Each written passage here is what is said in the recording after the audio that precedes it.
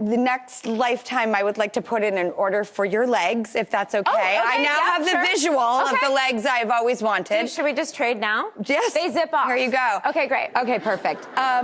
Because I do feel girlfriendy with you, and I wonder if that's something that people sort of have that barrier broken with you because of girls. It's literally the 10-year anniversary, and it was so groundbreaking. Obviously, like, we all, when we were making Girls, were like, we think this is really great and important, but, like, you just never know. And so the fact that it had the response that it did was, like, I mean, it was life-changing, obviously. And because we all played these characters that were just, like, bearing our souls and our bodies and our lives, people felt like they knew us. And I think particularly Shoshana as a character who's just so out there and, like, unabashed in who she is and is an oversharer herself. So, yes, I think people felt like they were my best friend. I would get, a lot of people who didn't necessarily recognize me from the show, but they thought they knew me. So I've literally had showdowns with people in airports where they're like, you went to Camp Ottawa with me. And I'm like, look, I promise. I think I would remember. I would not lie. Actually, not having gone to summer camp is like a really sore subject for me because I didn't get to go. I was not in cabin 8 with you. You're mistaking me for someone else. Oh my God, I have that same thing. I never got to go to a camp, and all I did was watch Meatballs and every camp movie. Oh, Camp Nowhere? Little Darlings, which is highly inappropriate, but like the best movie ever. 1,000%. But is it true that you and your husband live in a cabin? We do, yes, kind of.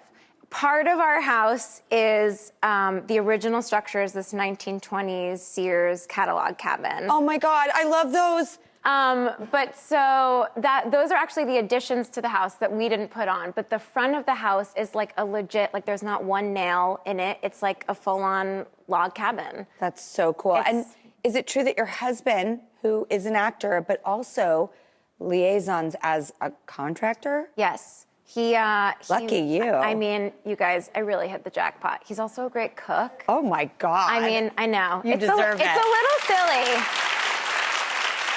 How did you guys meet? Look at that handsome man. We met doing a play together, and we fell in love immediately, and we dated secretly for the whole run of the show, which was very fun and exciting. And then, like, a week before the show wrapped, we totally got caught, fully red-handed. And did someone walk in on you guys? We not quite. Our schedule was a little bit funny with our Saturday matinees, and for some reason would swap between 2 and 3 o'clocks. And so we were like, yeah, we have a 3 o'clock matinee, and we were like having a really lazy Saturday, and we'd ordered in food, and we'd like had a shower together, and we were just having a nice time, and all of a sudden we both looked at our phones, and we had like 25 missed calls. And it was 1:48, and we did not have a 3 o'clock matinee. We had a 2 o'clock matinee.